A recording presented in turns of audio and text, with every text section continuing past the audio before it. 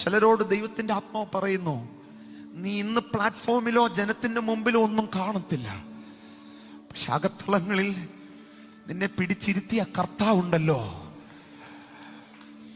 Time ആവുമ്പോ മോനെ, time ആവുമ്പോ മോളെ, നീ ഇച്ചിരി ഡിലേ ആയാലും ഞാനിങ്ങനെ പറയാം, നീ ഇരിക്കേണ്ട ചെയറിൽ വേറെ ആരും കയറി ഇരിക്കാൻ എന്റെ ദൈവം അനുവദിക്കത്തില്ല.